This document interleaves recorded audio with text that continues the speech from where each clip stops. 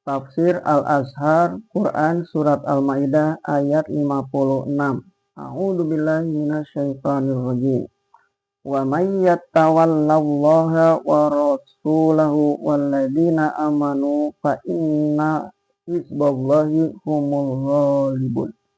Dan barang siapa yang menjadikan Allah dan Rasulnya dan orang-orang yang beriman menjadi pemimpin, maka sungguhnya partai Allah mereka itulah yang akan menang. Dan barang siapa yang menjadikan Allah dan Rasulnya dan orang-orang yang beriman menjadi pemimpin, telah terang berdiri satu partai yang kukuh sendinya, kuat berdasarkan nyata-nyata cita-cita ideologinya, itulah partai Allah. Maka sungguhnya partai Allah mereka itulah yang akan menang. Menanglah mereka, pasti menang. Menang dalam kejayaan dunia seluruhnya, bukan hanya meliputi satu daerah. Tegaklah keadilan di seluruh alam, dan inilah cita-cita. Alangkah gelapnya hidup yang tidak mempunyai cita-cita. Partai Allah itulah yang akan menang akhir kelak. Memang di dalam diri pribadi menghadapi perdayaan setan iblis, hawa nafsu menang di dalam menegakkan kebenaran dan menolak kekufuran. Memang di dalam menuju dunia yang lebih baik, dan kemenangan terakhir ialah menang mendapatkan surga yang kekal di hari kemudian. Ayat ini menjadi peringatan keraslah bagi kita kaum muslimin yang mengaku dirinya pejuang dan menegakkan cita-cita Islam dalam tanah air kita Indonesia ini, atau di mana-mana saja pun dalam dunia Islam. Tadi di atas diterangkan bahwa orang yang beriman tidaklah akan mengambil Yahudi atau Nasrani jadi pemimpinnya. Di ayat yang sekarang ini dijelaskan lagi bahwa yang memimpin umat Islam itu ialah Allah. Sesudah itu Rasul, sebab Rasul menjalankan perintah Allah. Sesudah itu orang yang beriman, sebab orang mukmin itu selalu berusaha menjalankan bimbingan Allah dan Rasul. Maka alangkah janggalnya ada orang-orang yang mengaku dirinya pemimpin Islam, wakil Islam di parlemen dan sebagainya, padahal mereka tidak sholat. Sedang sholat adalah tiang agama. Bagaimana dipilih jadi pemimpin Islam orang yang mengaku dirinya pemimpin Islam, padahal tidak pernah pergi ke Jumat? Padahal hadis Nabi yang sahih telah memperingatkan bahwa sampai 3 kali berturut-turut tidak pergi ke Jumat, hati seorang akan dihitamkan, dibekukan oleh Allah. Bagaimana seseorang dikemukakan jadi pemimpin perjuangan Islam, padahal tali pimpinan di antara dia dan Allah dan Rasul telah putus. Pahamkanlah ujung ayat ini baik-baik, yaitu partai yang akan menang ialah yang menjadikan Allah dan Rasul dan orang-orang yang beriman jadi pemimpinnya. Mafhumu khalafah, yaitu sebaliknya dari ayat ini, satu partai umat Islam yang bukan Allah dan Rasul pemimpinnya, dan bukan pemimpin yang mukmin pemimpinnya, tidaklah akan menang, malahan akan kalah. Hizbullah atau partai Allah, mereka itulah yang pasti menang. Hendaklah dipahamkan benar-benar apa maksud ayat ini.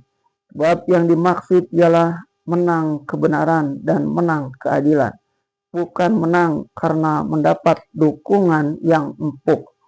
Sebab dalam kenyataan banyak sekali orang yang mengkhianati Allah dan Rasul dan mengkhianati amanah. Mereka itu mendapat kemenangan, tercapai kehendaknya, terpenuhi hawa nafsunya, terutama dalam berjuang merebut kekuasaan. Orang-orang yang menjual pendirian itulah yang menang. Dan orang-orang yang jujur berjuang karena Allah, menyampingkan kepentingan diri sendiri dan kepentingan golongan. Berjuang menegakkan cita-cita mendapat berbagai cobaan dan rintangan. Sampai banyak pemimpin yang benar-benar menegakkan iman, hidup melarat, teraniaya, terbuang, dibunuh, dan dihinakan.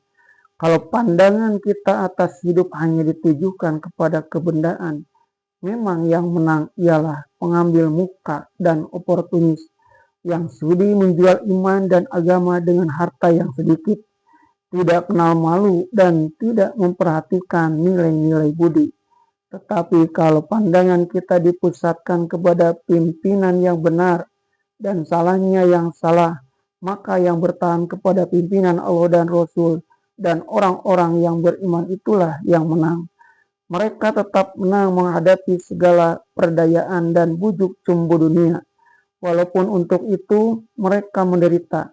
Kita lihat sajalah sejarah imam-imam dan pemuka-pemuka Islam pada pendirian yang tidak takut kepada celaan orang yang mencela, hinaan orang yang menghina. Mereka tidak tunduk di atas tahta dan tidak bersemayam di dalam istana. Mereka kadang-kadang hanya duduk dalam pondok yang reot, tetapi mereka berkuasa dan disegani. Kehidupan orang semacam itu dipandang sebagai kehidupan yang ideal.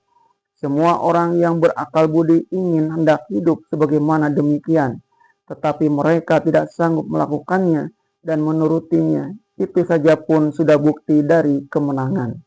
Teringatlah kita kepada ulama besar di Mesir, Al-Izzu bin Abdissalam, yang berpegang teguh pada pimpinan Allah dan Rasul, dan dia sendiri pun seorang mukmin yang besar, hanya duduk mengajar di dalam masjid. Tetapi Raja Mesir Al-Malik Az-Zahir Baibar berkata, hari inilah saya baru benar-benar menjadi raja di negeri ini. Sampai Al-Izzu bin Abdissalam digelari orang Sultanul Ulama, bukan ulama sultan.